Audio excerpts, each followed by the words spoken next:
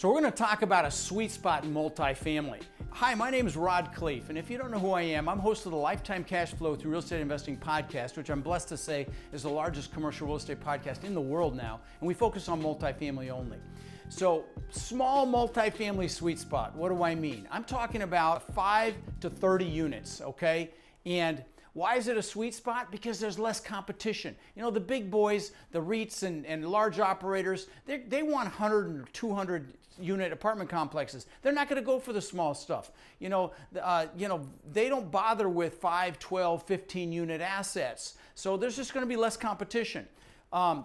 Additionally, you're competing against, other individual investors or small investment groups. You're not competing against these people with unlimited pockets, with bottomless pockets rather. So again, less competition. Why is it the perfect size? Why is it a sweet spot? Well, there's just not an overwhelming number of properties in a particular county as well, or in a city. You can literally mail and market to every single property in your geographic area that you're interested in. And you can even build relationships with owners where you buy a property a year, 2 years, 3 years down the road because you've built a relationship. I've got a student that literally has bought, I think he's on his third or fourth 6, 8, 10 unit property that he bought by reaching out to owners that have owned for 20 plus years in his submarket. He actually goes and knocks on doors and say, hey, you still own that property over on whatever street? Yeah. You ever thought about selling it? I know he's bought at least 3 that way. It might be 4. So again, fantastic way to get into these smaller properties. So it's the same amount of work as buying a duplex or a fourplex, but it's more money, it's more profit. Houses and 2 to 4 unit multifamily values are based on comps. They're based on comparable sales, where anything larger than that, 5 units or more, is based on a multiple of the net income, which is something you can control. Any increase to that net income is an exponential increase to the value. And you're doing the same amount of work managing a 4 unit as you are, most 5+ units. However, again, every dollar you raise adds about $17 to $20 to the value. So that's significant. And you can do seller financing. It's very common. You're not going to do seller financing on the larger properties. I'm not going to say you're not, but it's not as common, okay? It's very common on the 5 to 30 unit apartment complexes. And you can show a seller how seller financing is just a fantastic deal for them, especially if they're retirees, because they're not going to have any tax benefits. They're fully depreciated. They're not going to put that money that they make from selling into a high-risk investment, so they'll put it in the bank at 1% interest. And if you pay them 3, 4, 5, 6, 7% interest, they're going to make about 3 times a month on their payment that from you than they would from having the money in the bank. So it's just a much better deal for them. So seller financing is an awesome opportunity as well. You're going to have more flexible sellers, okay? Most of these smaller properties are owned by mom and pop sellers, individual investors and small groups, and you can become creative in your deal structure and your financing. And they don't, they're not going to need to go to a board of directors or a team meeting to sell an asset. It's just you're going to be dealing with, ma and pa. So it's just much, much easier to put a deal together that's a win-win for both of you. You can save time as well. When you're dealing with 2 to 4 unit properties, ideally you need to see the property and you need to see comparable sales before you make an offer.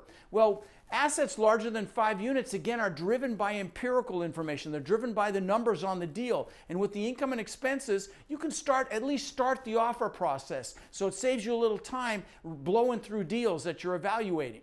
Now, another thing is the turnover is less in these smaller units. In larger apartment complexes, there's a higher turnover, but tenants in these smaller properties stay for a long time. Why? Because it feels more like home to them. And remember this, your turnover expenses, when you turn over units, the most expensive part of being in this business, it's the highest expense you're going to have, is when you're turning over those units. It's going to be very costly. So the less you have of that, the better, right? So in these smaller assets, that's a plus as well. Okay, there are a lot more potential buyers for properties this size. If you want to wholesale or flip, there's lots of different pools. There's single-family investors that want to go into multifamily. It's very common. Maybe that's you.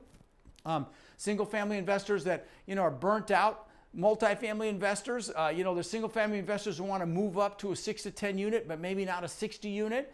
When you go to a real estate investor club meeting or a meetup and everybody's pitching houses, you'll be surprised how much interest you get when you throw out a small apartment complex. Very desirable. So there's a lot of buyers if you decide you want to flip and wholesale. I suggest you buy and hold, but that's just my personal preference.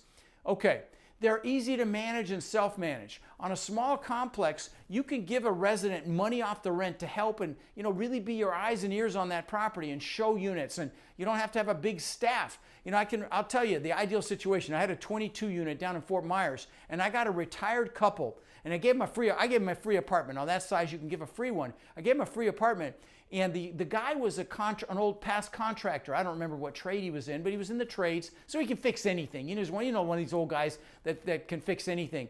And the wife was that woman that was at everybody's business. So she's always at the window with her, looking with her binoculars to see what's going on. And I let them manage it. And as a match made in heaven, it was good for them and it was good for us. But you always can find somebody that give them some money off the rent to be your eyes on that property and to help you manage it, so you're not, doing the heavy lifting. It's easier to finance one of these assets. The local and regional banks will finance apartments, and they're easier to work with. You can build relationships with them. It's really relationship banking. You go to Bank of America, Wells Fargo, Fifth Third, Chase, BB&T, you're not going to be able to build a personal relationship, but you can do it with these smaller banks. So you can get attractive financing.